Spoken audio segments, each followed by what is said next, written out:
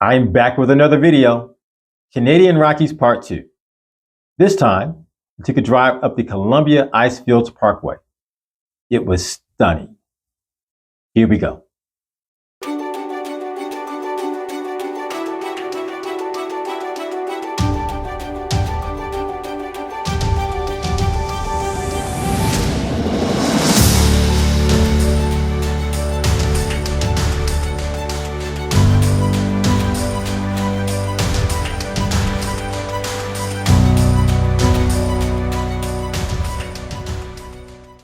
Canadian Rockies Part 2 begins in Banff Township. You remember from the previous video, Banff Township being the only city within a national park's borders. Part 2 is going to take a bit of a different turn from Part 1. Most of this was done and photographed during the winter. There are a few fall shots here, but most of it done in the winter. A couple things about this part of the world in the winter months. It's cold. Please come prepared for winter conditions. Weather in the Rocky Mountains is unpredictable. One moment you may see the sun, the next moment snow is blowing sideways and you're going to need everything you have in your bag. This trip, I've decided to drive along the Columbia Icefields Parkway between Banff and Jasper National Park. I can tell you right now, I am probably going to make some people upset, but I'm gonna go ahead and say it. This might be the most beautiful drive in the world. I've done a number of drives in a number of places on a number of continents on the planet. In my book, this is it right here. The Columbia Icefield Parkway, otherwise known as Highway 93, is 230 kilometers long, which is 144 miles for those people who are still on the imperial system. And that road begins at Lake Louise in Banff National Park. The Columbia Icefield Parkway straddles the Alberta, British Columbia border. It was started in 1931.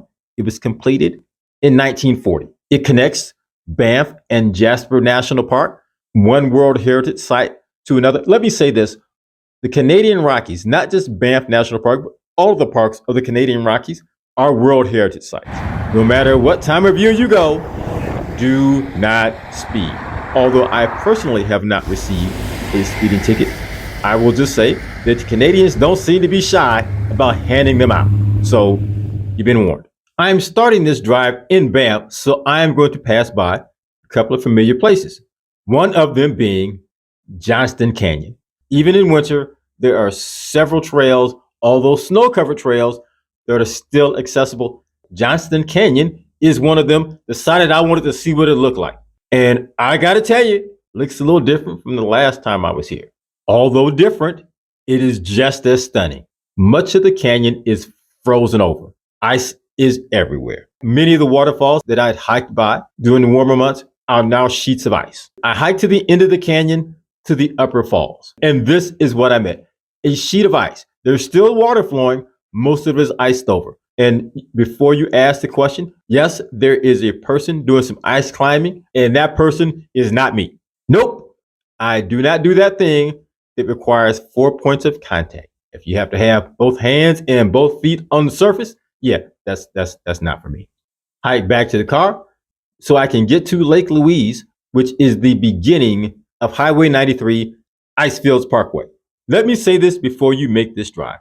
One, make sure your tank is full.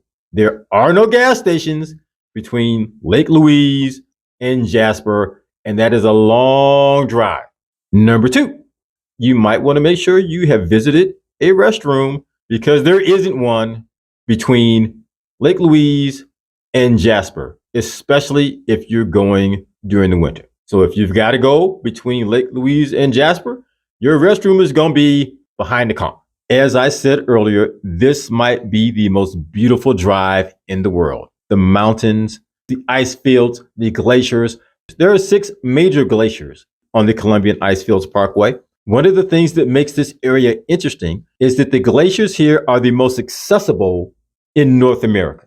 Let's talk about what a glacier is, or actually an ice field for that matter. During the Ice Age, it snowed. It snowed a lot. It snowed for years. It snowed for decades. It snowed for centuries. The weight of all of that snow compressed into the earth and formed ice. Thus, we have ice fields. From those ice fields, we had glaciers. I got to tell you that I don't know that driving up here in the winter conditions may have been the best idea. Many of us have a couple buddies that we will travel with. I am no different. I have two buddies, Daryl and Mike. My wife actually prefers that I travel with Daryl and Mike because she believes that they are a voice of reason and prevent me from making bad decisions. Little does she know, these are the dudes who are usually talking me into doing this stuff. So when I thought it would be a good idea to go drive into the mountains in the snow, they were like, yeah, let's do it. So I get back and I am sharing some of these images with my wife. And she looks at them and says, hey, what is this? You told me you weren't going to do this. And they looked at her and they said, we told him not to do it. You know that dude just doesn't listen to anybody. So let me say this. Make sure you get your story straight with your friends before one of them comes back and throws you under the bus. There's always an opportunity to see wildlife, no matter what time of year, anywhere in Banff and Jasper National Parks. I passed by a herd of elk. I also saw a mountain goat.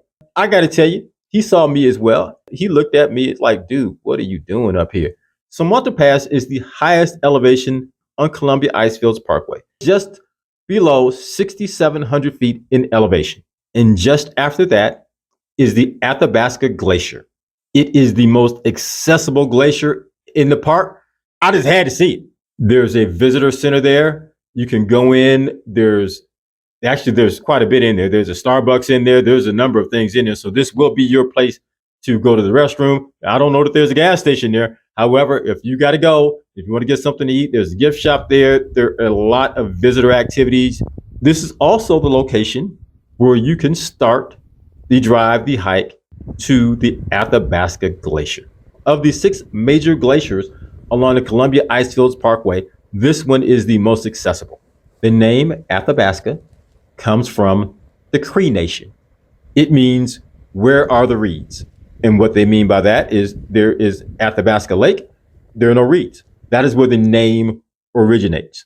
What you used to be able to stand at this visitor center and touch, you now have to drive to. A mile, maybe 2 from the visitor center, there's a road that will take you to the glacier. There's a small parking lot there. And even then, you do not see the glacier. You have to hike a bit. And during that drive and during that hike, you see the signs. In the 1920s, the glacier was at the visitor center. This is where the glacier was in 1982. This is where the glacier was in 1992. This is where the glacier was in 2006. It is then that you have an opportunity to see the Athabasca Glacier. During the hike to the glacier, you start to see what a glacier does as it recedes, how it grinds and scrapes the Earth's crust, and what it leaves in its wake. It is one of the most powerful forces on Earth, the weight of thousands of years of ice. You can hike to the toe of the glacier, and you're going to want to hike and climb in the glacier. That is a good way for your family to get that phone call saying that you're missing. Glaciers are dangerous. Do not go out on the ice without a trained guide. The ice on the Athabasca Glacier is measured between 270 and 1,000 feet deep. Another reason why you shouldn't be out here walking around, because if you fall in one of these crevasses, yeah, that's a 1,000-foot drop. I don't think you want that. It receives 23 feet of snowfall per year. Even with that, it is retreating at a rate of 15 meters per year. There are tours. There's only a few of these vehicles in the world that will take you out onto the glacier with a guide. And even then, do not stray from that person. Do not go wandering around on the glacier. Not a good idea. You can drink water straight from the glacier. It is supposedly the purest water on Earth. I didn't do this. Why? Because I said earlier, bathrooms are scarce around this joint, and I got to make the drive back. Now, I probably should have bottled some up and taken it back and drank it later. I didn't think of that. Please take a moment to like and subscribe. This has been quite a trip. I've gone on what might be the most beautiful drive in the world. I've gotten a chance to visit yet another glacier. I think this is glacier number 5 for me, and I'm fascinated with them. But now I've got to turn around and make that trip back to Banff before it gets dark out here. This is not a drive that you want to make during the winter in the dark. But before I go, I will leave you with these.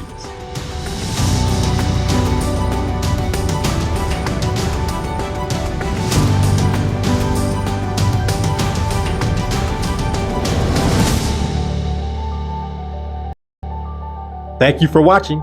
I'll be posting another video soon. Please tune in.